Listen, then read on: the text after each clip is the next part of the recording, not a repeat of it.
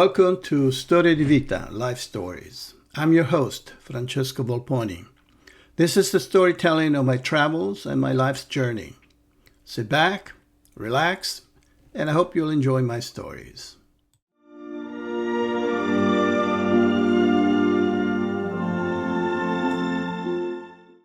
Storie di Vita, Life Story by Francesco, Episode 3, Life in Milano. Episode 2 ended with my father giving me some sort of blessing to go on and live my life as I wanted. He gave up trying to convince me to continue with school. It was a pretty intense one-on-one. So I moved in with Lali in her apartment in Milano, and she hired me to work with her as a delivery boy. I would deliver Mr. Tarquini's design shoes to some of Milano's top tailors and fashion houses. Usually a one-of-a-kind set for some famous actor or business person. In Rome, we had Brioni as a client, one of the top tailor houses in the world. And back in those days, American actors loved to be dressed by Brioni, and of course, they wanted custom-made shoes. A factory in Veneto region was our supplier. Everything was top of the line. I was lucky to get a couple of discontinued models for my own use. I felt like $1 million. As a true Italian, I loved good shoes. I still do, in fact. I liked my job, and in time I used a motocross-style bike to take me around town. I used it for long-distance deliveries, as well as to hang out with my friends. Unfortunately, it was stalling me more than taking me places, so I sold it. And I relied on buses and subway trains. During the weekend, I would connect with my friends, and I share a passion for photography with Gianfranco. Yes, him, the forgiven traitor.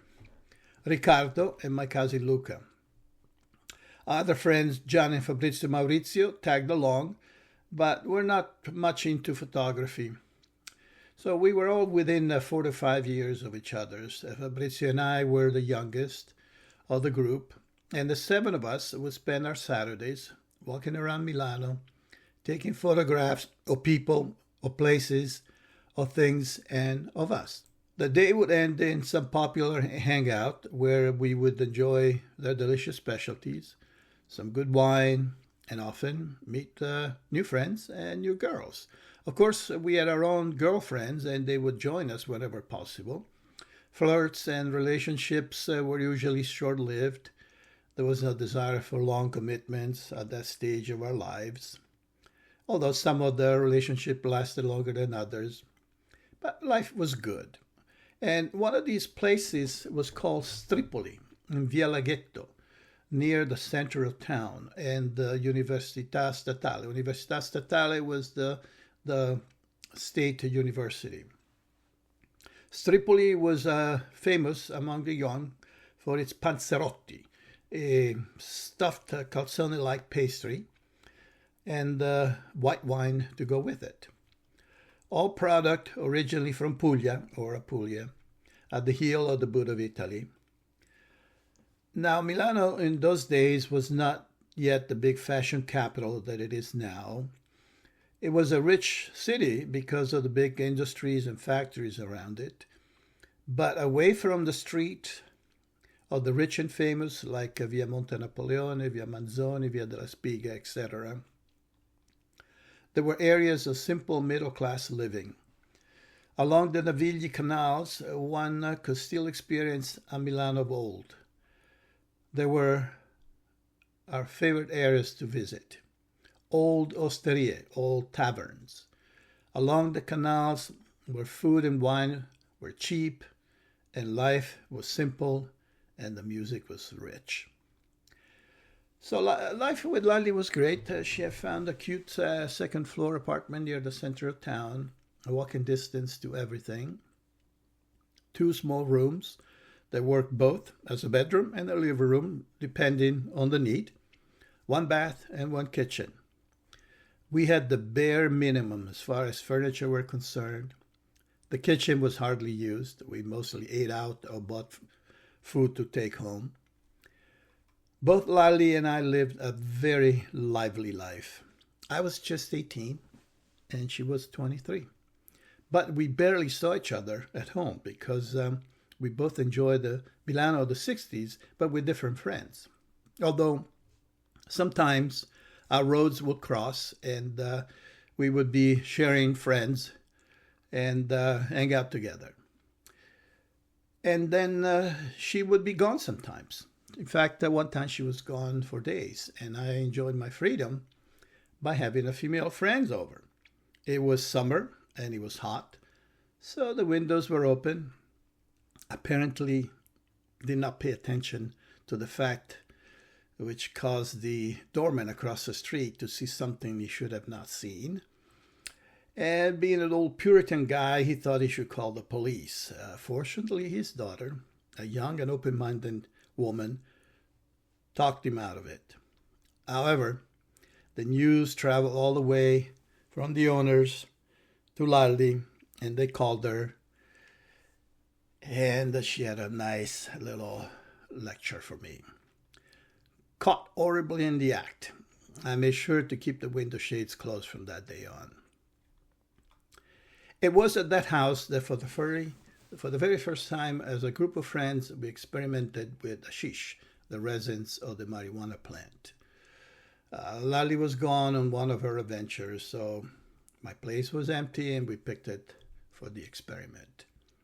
The window shutters were closed. It was evening, and we all sat on the floor with Gianfranco. After stuffing a chilom pipe with it, he lit the pipe, started chanting Om, Om, Om, and then put the pipe to his forehead and took a deep drag from it. I was fascinated. I have a thing for rituals. I love them. In fact, I used to love the Mass in Latin, with the incense, the candles, and all the ritualistic sides of it. So we all took turns at the chilom pipe and waited. It didn't take long to feel the effects of the hashish. It was a mixed bag of emotions and feelings for me. I have a physiology that is not prone to addictions or designed to tolerate strong substances. Over the next years, I experimented more with light drugs. Nothing ever as destructive as injected by needle. Only light stuff. Mostly I did it for fun and for seeking the higher states of perception, a way to experience newer realities. But it never settled well with me. I have no regrets doing it, nor I have moral judgment on the subject. We all do what we need to feel comfortable in life and find the meaning of our existence. I was fortunate enough to find that answer when I started transcendental meditation a few years later. And again, interestingly enough, because of Gianfranco again, our pioneer consciousness seeker. But we'll talk about TM later on, not now. So my sister Lali and some of her friends had gone to Paris before, and since they returned and shared their stories, we all have been dreaming of going. And eventually we did. New friends from Genova, new in the sense of our life in Milano because they were in Genova. Beppe, Riccardo, and Francesco, nicknamed Franceschino because he is a diminutive figure, decided to join us on the trip. So we went by train. The train would leave Milano at 8 p.m. and arrive in Paris 12 hours later at 8 a.m. We would buy cheap second-class tickets for about 20,000 liras, about $10 of those days. We would pull the seats flat down and sleep on them. It would be almost like a bed all the way to Paris. It was a perfect setting. Now, that time, upon arrival in Paris, Beppe made an announcement that became historic, a classic. He was a very, very funny person, always making us laugh. So at the site of the Gare de Lyon in Paris, the train stations in Paris, he walked to the window and said, Paris la nuit, arrivons nuit, allons la lit. It's not really French, it's a made-up French, but as an Italian-French mix, it made sense in a very funny way.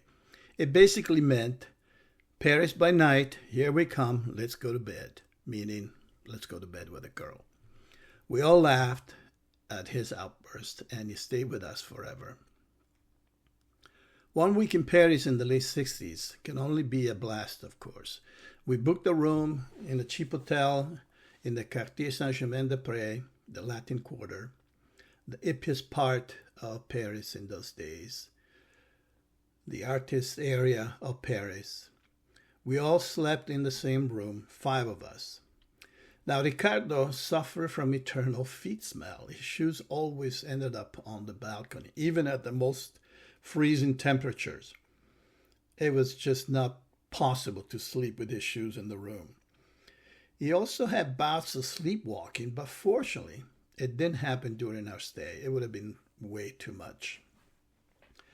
Fabrizio was the lucky one. He actually had a girlfriend, a French girlfriend in Paris, who he had met in Italy. And so he would stay in her flat and in her big bed. So he was the cousin of Beppe. So Beppe, being the funny guy that he was, tried to bribe him to let him share her bed with him due to the family relation. Naturally, he did not get anywhere with that. Again, that is Beppe at his best, humorous functioning. My sister in Paris had met Etienne from Normandy while strolling by the Seine, the River Seine. Etienne lived in a small room right on the riverbanks of the river, underneath the Cathedral of Notre Dame, inside the stone walls leading down from the streets to the river. Right there by the stairs, there was a small door, and inside there was the room where Etienne lived. We thought it was the coolest place. We loved it. And we all liked Etienne, a really cool guy, an artist. Often we would just drop by him with fresh baguettes and all sorts of food stuffed with it. Delicious, simple French lunches by the River Seine. Awesome. Etienne even made a trip to Italy and stopped by Cavi, where he was a guest of my family. I was fascinated by the strong men of the North, so different from Italians. He was culturally rich and exuded an aura of self-assurance that impressed all of us. Sometime later, we made another trip to Paris. Only this time, I got a car ride with 2 friends of Lolly. The car was a Mini Cooper, and at that time, it was not as big as the one they make now. It was much smaller, so a little tight in there for 3 people. And the ride took 17 hours, and we only had 1 cassette tape for the entire trip. The Doors, by the Doors. By the time we got to Paris, not only we knew all the lyrics of each track, but we were Doors oversaturated. Living the Parisian life during those journeys was an experience we will never forget. Some years earlier, some of us started a traveling phase of our lives, at first camping together. The first trip was with John and Fabrizio. We spent a week on the island of Palmaria, if you recall from my earlier episode where I described my skipping school adventures to Porto Venere. Palmaria is the island right across from Porto Venere. And a few years later, Fabrizio and I went with Gianfranco to the island of Caprera, part of the Sardinia archipelago, northeast of the extreme north point of the island. Caprera was the island of the famous Italian general Giuseppe Garibaldi, who was fundamental in the unification of Italy. Fabrizio, Gianfranco, and I spent a week camped on a remote little bay on the east side of the island. And back then, the island was basically deserted and wild. For water, we had to hike back in the scorching heat to the only store on the island across the hill that was behind the bay, and then down to the little store. And for food, we fed ourselves mostly with the fish caught by Fabrizio and Gianfranco, of which the little bay had plenty of it. We saw nobody for the entire stay. It was then that my passion for photography started. My dad had given me his classic Rolleiflex camera, and I took it with me to Sardinia, to Caprera. And it's the same camera that he has used in Africa during the colonization of Somalia and Eritrea in the 40s. And while I was on Caprera, I documented the stay with lots of pictures. And I'll publish some of those on the YouTube version of this podcast. I publish my episodes on YouTube, and I share photos related to the story as much as I can anyway. I was predestined to travel. When I was 10 or so, my parents took my cousin Luke and I on a trip with our car, a small Fiat 600, to Florence and then Rome. For a 10 years old, it was magic. The beauty of the Florentine architecture was a sight to be remembered forever. And in Rome, the majesty of St. Peter's Square, the immensity of its indoor space were especially marveling for me. Then the Pantheon was also a magnificent structure that grabbed my attention. To see a roof with a hole in the middle top of it amazed me. And it was a 2,000-year-old building. I recall fondly the walk we took by the Forum. Stepping on the same cobblestones that touched the feet of ancient Romans seemed unreal to my young mind. I was fascinated. I could imagine as I walked, people going about their business almost 2,000 years before me. Eventually, Gianfranco and I went on a trip together. On an Easter vacation, we left Milano and we hitchhiked towards Rome with the intention to go to Greece. It was a cold and gray day. We got a ride as far as Bologna. We got dropped off a ramp of the Autostrada del Sole, the highway of the sun, near Bologna. Unfortunately, there was no sun that day at all. In fact, it was badly raining. So much heavy rain. And we stood by the road, our thumbs sticking out, indicating our direction. We stood there under the rain for a few hours before some merciful soul took pity on us and decided to give us a ride. Yes, we made it all the way to Rome, and there we booked a room, bunk bed, actually, at the local hostel. And while we were there, a funny thing happened. There were two young German travelers who came in, and they started to make their bed. And it turned out to be a dance of Dankeschön and Bitteschön. Thank you, you're welcome. As each of them would fix a corner of the sheet on the bed, the other one would say, Dankeschön, thank you. Immediately, the other one would reply, Bitteschön, you're welcome. And this went on for the entire making of their beds, with bowing gestures as well. Gianfranco and I were trying not to crack up in laughter. We looked at each other smiling. It was such a noticeable difference of culture between Italians and Germans. We are not that formal and polite. Hats off to the Germans, but it was funny. Gianfranco and I eventually made it all the way to Brindisi on the Italian east coast, again, region of Puglia, where the ferry for Greece departed. We went to Corfu, an island on the west coast of Greece in the Ionian Sea, basically across the strait from Italy. Easter weather continued to be miserable all the way to Corfu.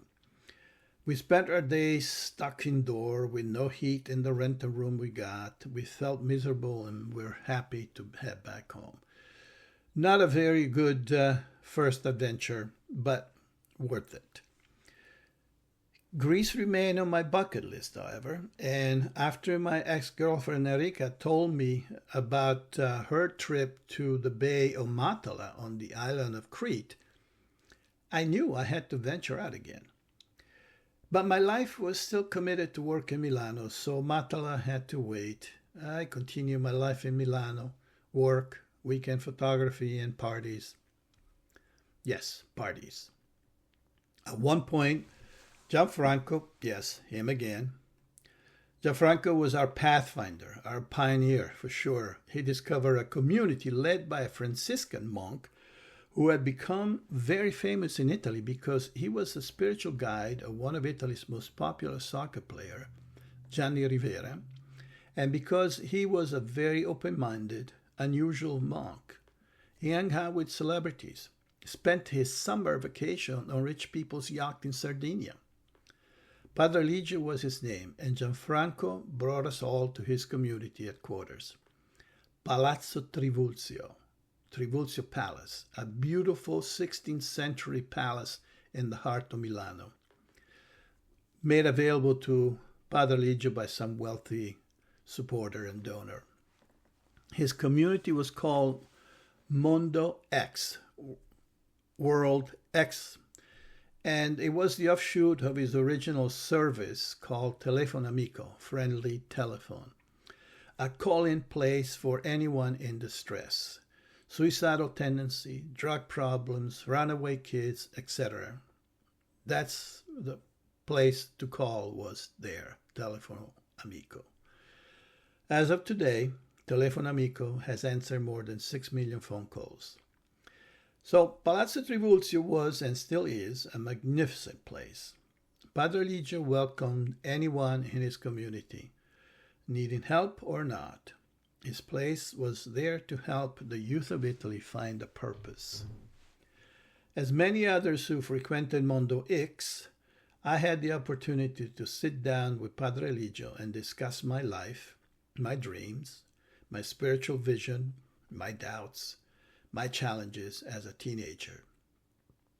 He was a non-judgmental individual with the ability to listen and not preach. His interest laid in the welfare and happiness of the people he met, in particular the youth of the 60s, a time of dramatic transformation for people in society. He encouraged us to seek inspiration in life by allowing us to tackle challenges without negative doubt or mockery. Just go and do it attitude. If you're serious and committed, I will support you more. That was his mode of functioning. A group of us discussed about the growing number of small villages being abandoned by the populations moving to the big cities. One village in particular was known by one of our group. We thought it would be a great idea to go check it and see if it could be saved and transformed into a self-sufficient community. So we met with Padre Ligio, we asked his opinion and his blessing, and he said, go, check it out and let me know what you discover. So one weekend, a group of us drove to a village in the Alps, about 6,000 feet altitude and completely abandoned. I took pictures of the place. I thought it looked beautiful. The view, the peace, the primitive settings, far from the bustling noise and pollution of the city. But many of the dwellings were like suspended in time, clothes still hanging in the bedrooms, personal items full of dust sitting on furniture and table, as if to wait for its owners to come back. We spent the whole day there, loving it. However, we all knew and felt with disappointment that it was almost impossible task to bring that village back to life, even with our youthful energy, but also because of our youthful lack of experience. When we reported our findings to Padre Ligio, he was nonetheless pleased with our activity. He appreciated our commitment to go and explore and our wisdom in realizing the impossibility of the project. Another memorable event, Mondo X, came when we were told that we were going to have a costume dance party with a live band to boot. Wow, so cool of our friar to let us do that. It became a memorable party. It lasted way into the wee hours of the morning. The setting being a palatial one made it all more amazing. I had never been to a party with so many young people from all walks of life, including snooty rich brats who tried to make it unpleasant for some, but were soon disposed of by those in charge. Of course, I took lots of pictures. During our time on Mondo X, we were asked, along with some other guys who had some artistic talents, to help arranging a live show to raise funds for the organization. Padre Ligio was well known in the celebrity circles, and it was easy for him to convince some celebrities to participate. Naturally, my job was to take pictures of the event. I was a sort of photography purist. I did not believe in the use of a camera flash. I only worked with black and white film, and I used high exposure film. Often I would stretch the exposure limits of the film. The results were photographs with smooth, gray, white, black contrast and grainy prints. If I ever photographed in color, I would use slide film. I did once at a Rolling Stone concert. Mick Taylor was in the band at the time. He took the place of the departed Brian Jones. I still think that other than the original five, the Stones with Mick Taylor were the best mix. I saw the Stones once before when Brian Jones was alive. They came to Genova. I was 16. I will never forget that concert. So during those years, I went to several concerts in Milano. The Who, with Pete Townsend smashing amps and guitars and Keith Moon tossing his drumsticks over our heads. Santana, the original ensemble. To my ears, the best, most professional band of the time. Their live performances were impeccable.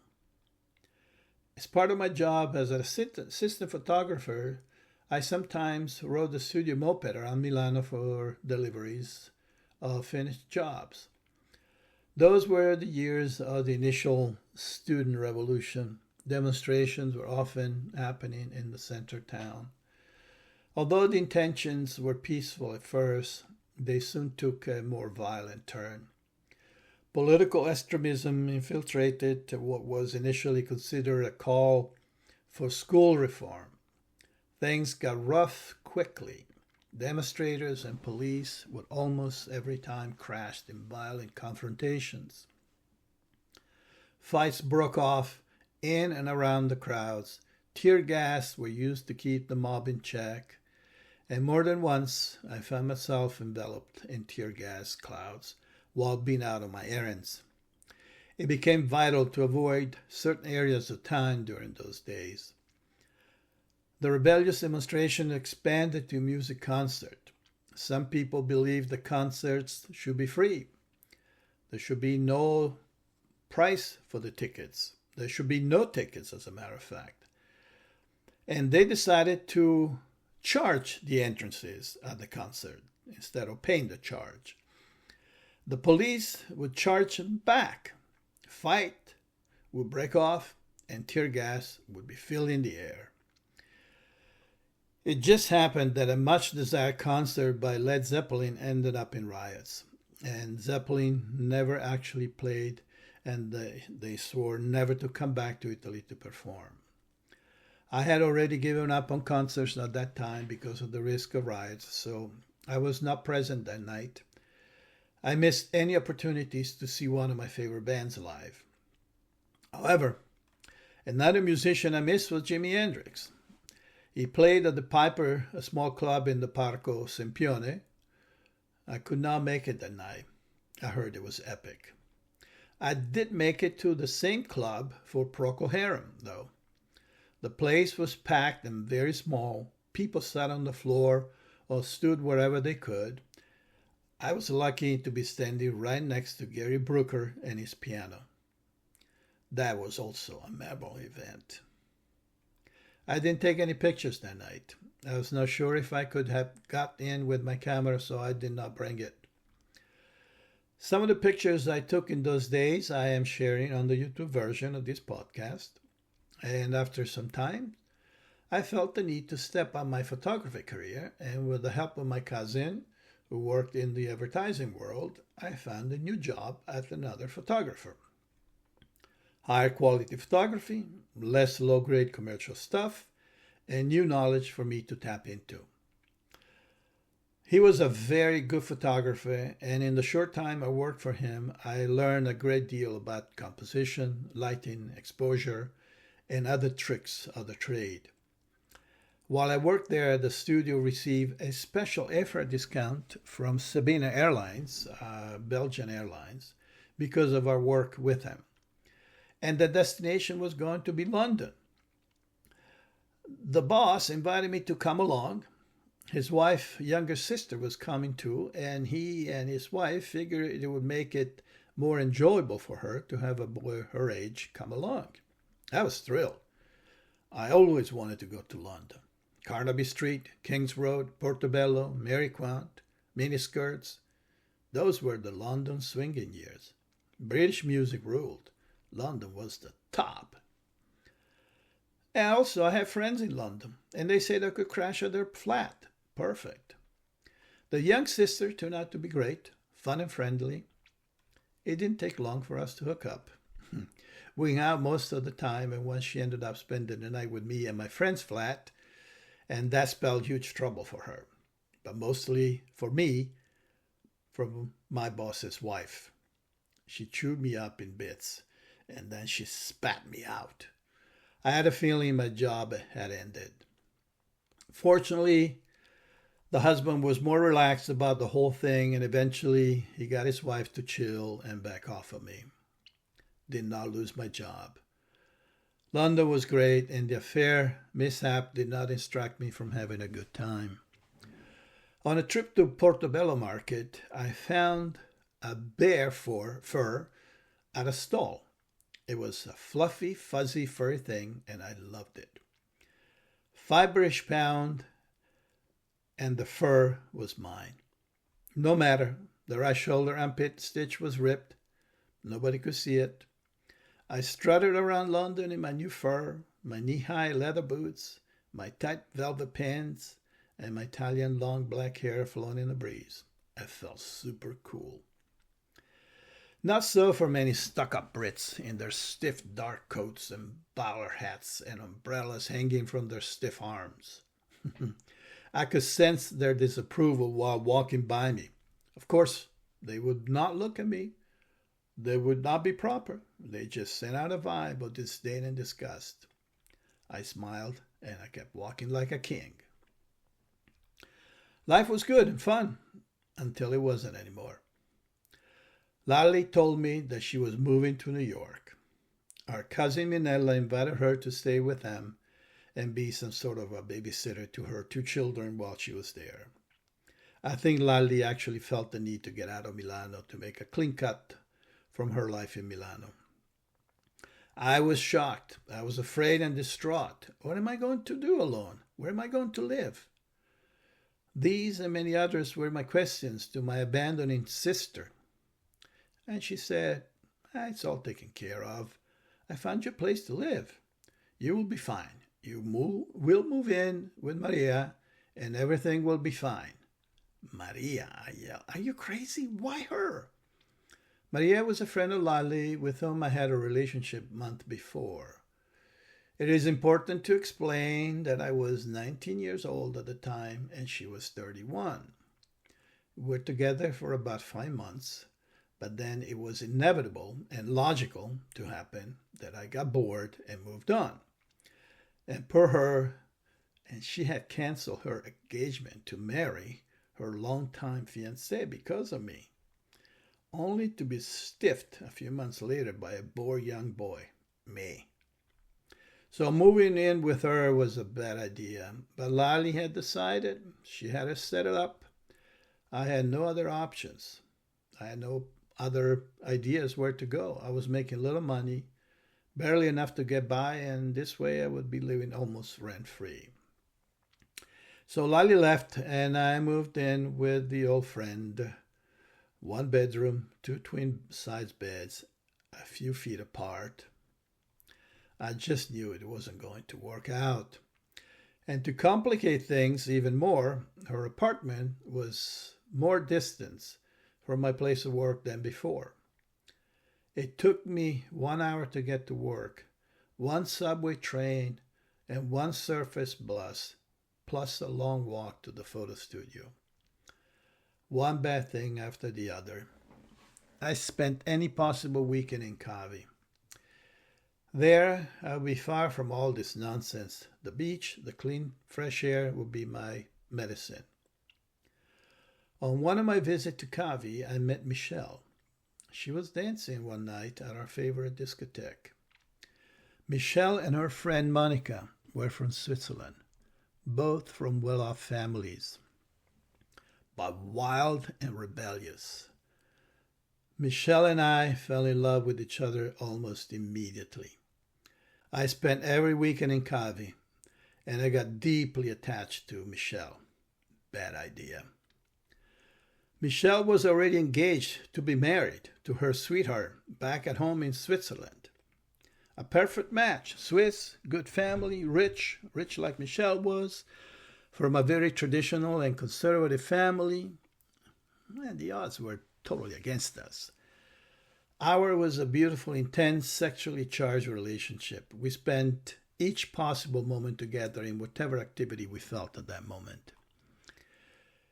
As all intense, deep, and beautiful relationships, it was bound to end, and of course it did. Brutally, suddenly, without a proper goodbye, Michelle simply vanished, never to be seen again, ever again. This added to my already stressful living conditions with the old friend up in Milano, and to the strain at work with the wife of my boss, who never forgave me for my affair with her sister. I was down and discouraged, sad and hopeless. I finally gave up and moved back in with my parents in Cavi. I felt I had lost my bet with life. My parents were, of course, loving and understanding and empathic with my situation. They took me in without any questions, no judgment. God bless them. A new chapter was unfolding. So here ends the third episode of Storia di Vita. Thank you for listening. I hope you enjoyed it. Please don't forget to like and subscribe. Until the next episode, stay healthy and happy.